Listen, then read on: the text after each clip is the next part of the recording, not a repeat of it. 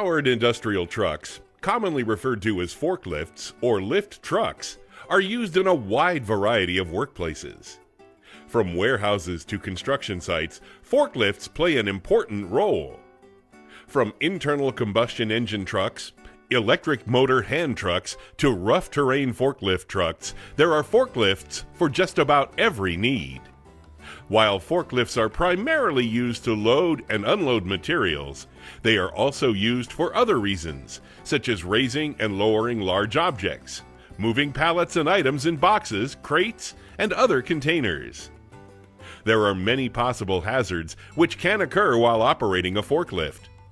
Forklift operators and employees working around forklift operations face the risk of hazards such as collisions, falls, tip-overs, and struck-by conditions.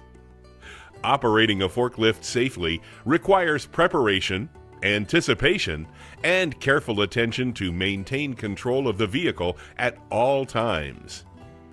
This training program will highlight different areas of forklift operations. It is imperative that employees fully understand all aspects of forklift operations, the different circumstances and situations regarding their work environment, and the exact type of forklift truck they will be using. Additional training specific to the type and model of forklift being used is also necessary. This video will examine the following: forklift types, training requirements, general requirements, power sources, inspections, operations, traveling, loading, high tiering, truck, trailer, and railroad cars, tip-over, and workplace conditions. Forklift types. There are 7 classes of commonly used powered industrial trucks, which include Class 1, electric motor rider trucks; Class 2, electric motor narrow aisle trucks; Class 3, electric motor hand trucks or hand rider trucks; Class 4, internal combustion engine trucks with solid cushion tires; Class 5, internal combustion engine trucks with pneumatic tires; Class 6, electric and internal combustion engine tractors; and Class 7, rough terrain forklift trucks. This classification does not include all powered industrial trucks covered by the OSHA Standard 29 CFR 1910.178, but the most common. There are many types of powered industrial trucks. Each type presents different operating knowledge, skills, and hazards. Employees must read and become familiar with the operator's manual for the forklift being used, and always follow the manufacturer's recommendations. Training requirements. Only trained and competent operators are permitted to operate powered industrial trucks. Forklift operators must be trained and certified by their employer. Trained operators must know how to do the job properly and do it safely, as demonstrated by a workplace evaluation. Training should consist of a combination of formal instruction, practical training, and evaluation of the operator's performance in the workplace. Formal training consists of classroom-type lecture, discussion, interactive computer learning, video, and written material. Practical training includes demonstrations performed by the trainer and practical exercises performed by the trainee. Prior to operating the truck in the workplace, the employer must evaluate the operator's performance and determine the operator to be competent to operate a powered industrial truck safely. Refresher training is needed whenever an operator demonstrates a deficiency in the safe operation of the truck. Employers must certify that each operator has been trained and evaluated as required by OSHA at least once every 3 years. Certification must include the name of the operator, the date of training, the date of evaluation, and the identity of the trainer. It is a violation of federal law for anyone under 18 years of age to operate a forklift. General requirements. Every forklift has certain general requirements as mandated by OSHA. Nameplate. Forklifts must have a durable, corrosion-resistant, legible nameplate or data plate which provides important information such as the truck model and serial number, fuel type, forklift weight, and capacity. Employees need to know how to read and understand the nameplate and to know what the information means. Capacity. Each forklift has a load capacity. Manufacturers set capacity guidelines for how much a forklift can safely lift. Exceeding the capacity of a forklift is very unsafe and can cause serious hazards, including tip-over. Operators must check the nameplate for maximum capacity and maximum height. Know the capacity of the forklift and do not exceed it. Any attachment to the truck generally lowers the capacity of the forklift. The size, position, and weight distribution of the load also affects its capacity. The capacity assumes that the center of gravity of the load is at the load center as shown on the label. If this is not the case, the load may exceed the forklift's capacity. Forks. Forks should be inspected during the preoperative inspection and at the beginning of each shift. If the forks are damaged or defective in any way, do not operate the forklift. Damaged forks should be withdrawn from service and discarded or properly repaired. The positioning lock holds the forks in position and prevents sliding of the forks and can prevent loss of a load. If the positioning lock has been removed or is inoperable, do not use the forklift. Attachments. Forklifts often use different attachments in place of traditional forks. Attachments increase the versatility of the lift, but can present important safety considerations, including stability, capacity, and visibility. Potential hazards include overloading, tipping, and falling loads. Operators must be trained in the proper use of attachments before using. Only use the attachment for its intended purpose. Do not exceed the rated capacity of the forklift and attachment combination.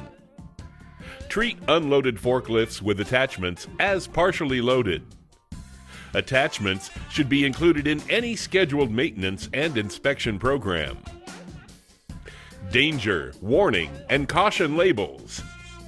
Forklifts may have other warning labels or decals besides the nameplate, which provide safety information to the operators. Safety labels must be clearly visible to the operator and must be replaced if missing, damaged, or illegible. Controls. Operators must read and study the operator's manual before using the forklift. Operators should locate each control and understand how to use each of them properly. Dashboard instruments. Operators must be familiar with the different dashboard warning lights and gauges. Operators should consult the operations manual for the requirements and recommended practices regarding dashboard gauges and lights. Forklifts should never be used if a warning light or gauge signals an unsafe condition. If a warning light comes on, do not continue to operate the lift. Stop and park it and immediately inform your supervisor. Power sources. Currently, there are two main power sources for powered industrial trucks: internal combustion and electric. Internal combustion runs on liquid petroleum gas, LPG, compressed natural gas, CNG, gasoline, diesel, or other fuels. Refueling can be dangerous. Make sure you refuel only at designated safe locations and always turn off the engine before refueling. Never smoke while refueling and follow all safety instructions of the manufacturer and your employer. Electric trucks use an onboard battery. A designated battery charging area should be established, and appropriate PPE must be worn when charging or maintaining a battery. Only trained personnel should charge and change batteries in electric forklifts. They should also be trained on emergency procedures in case of an acid splash. Battery acid, a strong form of sulfuric acid, is corrosive and can cause severe burns. Remember, when charging, pour acid into water. Never pour water into acid. Flammable hydrogen gas is always present when charging batteries. It is potentially explosive and should not be allowed to accumulate in the charging area. Some of the required aspects of the charging area include no smoking and having adequate fire protection available. Pay attention to and follow all posted signs. If none exist in the area, talk to your supervisor. Have ample and ready available water supply for flushing and neutralizing spilled acid.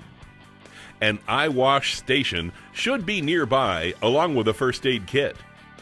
Proper and adequate ventilation is necessary to avoid buildup of hydrogen gas during charging. Other power sources are becoming more common, such as fuel cells and hybrid systems. Additional training may be required as they become more widespread. Inspections. OSHA requires that all forklifts be examined at least once daily before being used. Forklifts used on a round-the-clock basis must be examined after each shift. Operators must conduct a pre-start visual check with the key off and then perform an operation check with the engine running. If the pre-operation inspection shows the forklift needs repair, is defective, or in any way unsafe, it should not be driven and taken out of service immediately. Problems should be recorded and reported to a supervisor. Pre-operation inspection. Before starting the forklift, conduct a pre-operation inspection which covers but is not limited to the following: fluid levels, oil, water, and hydraulic fluid, leaks, cracks, or any other visible defects, tire condition and pressure, including cuts and gouges, condition of forks, load backrest extension, finger guards, safety decals and nameplates. Operator manual is on truck and is legible. All safety devices are working properly, including seatbelt. Additional items should be checked depending on the type of forklift. Consult the manufacturer's operation manual or your company's inspection forms for more details. Operational inspection. After completing the pre-operational inspection, operators should conduct an operational inspection with the engine running. This inspection includes accelerator linkage, inch control if equipped, brakes, steering, drive control, front and back, tilt control, forward and back, hoist and lowering control, attachment control, horn, backup alarm, hour meter. If you find anything wrong while doing either inspection, write it down on the inspection sheet and report it to your supervisor. Never drive a truck with problems. Operations. While driving a forklift, operators must be aware of potential hazards, such as mechanical breakdown, fire, overheating, and leakage. Forklift operators must always follow safe operating rules. Never overload a fork truck or extend a load past the center of gravity. Always maintain control of the forklift. Keep a proper lookout and operate the forklift at speeds appropriate for the operation and worksite conditions. Never allow a person to stand under or pass under the elevated portion of any truck, whether loaded or empty. When a forklift is left unattended, lower any load and neutralize controls, shut off power, and set brakes. Wheels must be blocked if the truck is parked on an incline. Keep a safe distance from the edge of ramps or platforms while on any elevated dock, platform, or freight car. Traveling. Forklifts should be operated at a speed which allows for stopping in a safe manner, avoiding tip overs, and avoiding collision with pedestrians and obstacles. Always maintain a safe distance between forklifts, approximately 3 truck lengths. Slow down and sound horn at cross aisles and other areas where view is obstructed. Slow down on wet and slippery floors and avoid driving over loose objects. Look in the direction of travel, always keeping a clear view. Equip forklifts with headlights where general lighting is less than 2 lumens per square foot. In general, if working at night, outdoors, or in any area where additional lighting would improve visibility, the forklift should be equipped with headlights. Ascend and descend grades slowly. When a grade is in excess of 10%, loaded trucks must be driven with the load up grade. Reduce speed when turning and never turn on a grade. On all grades, the load and load engaging means must be tilted back if applicable and raised only enough to clear the road surface. Never turn on a ramp. When traveling with a load on a ramp or incline, the load should always point up the incline, regardless of the direction of travel. Drive forward going up the ramp with forks pointed up grade, and drive in reverse with the forks pointed up grade going down the ramp. When traveling without a load on a ramp or incline, the forks should always be pointed down grade, regardless of the direction of travel. When walking with a pallet truck, with or without a load, the forks should always be pointed down grade, regardless of the direction of travel. Approach elevators slowly and enter squarely after the elevator car is properly leveled. Once on the elevator, neutralize the controls, shut off the power, and set the brakes.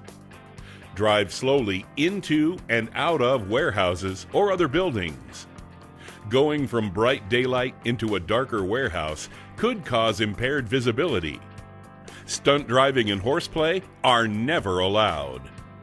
Dock boards or bridge plates must be properly secured and driven over slowly and carefully. Their rated capacity must never be exceeded. Come to a complete stop before changing directions and use a horn or warning light to warn pedestrians when reversing. Do not park in unauthorized areas or block aisles or exits. Set the parking brake when stopping. Loading. Handling loads can present different hazards for different forklifts. Improper techniques or loading can cause a forklift to tip over, the load to drop, a collision, or other accidents. Prior to picking up any load, inspect it and center it as much as possible. Secure the load so it is stable and arranged safely. Loads should be secured by wrapping or banding when necessary. Approach the load slowly and carefully, and make sure the truck is squarely in front of the load and the forks are set at the correct height.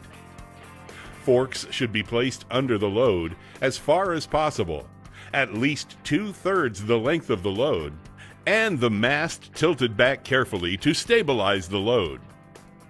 Carefully lift the load off the ground just enough to clear. Tilt the mast back slightly to rest the load against the backrest extension. When stacking or tiering, tilt backward only enough to stabilize the load. Use extreme caution when tilting loads. Do not tilt forward with the forks elevated except when picking up or depositing a load. Prior to raising the load, make sure there is adequate overhead clearance. While lowering the load, slowly move the truck to approximately 1 foot from the stack. Stop the truck and return the mast to the vertical position. Lower the load to approximately 6 inches from the floor and move forward slowly till the load is in position. Then lower the load completely and back the forks out from underneath the load. High tiering. Reach trucks are often used for high tiering, which involves stacking loads in multiple tiers high off the ground. This is common practice in large warehouses with multiple large shelving units. The heaviest loads should be on the bottom tier and the lightest loads on the top tier. Reduce the load below capacity of the reach truck as the mast is fully extended.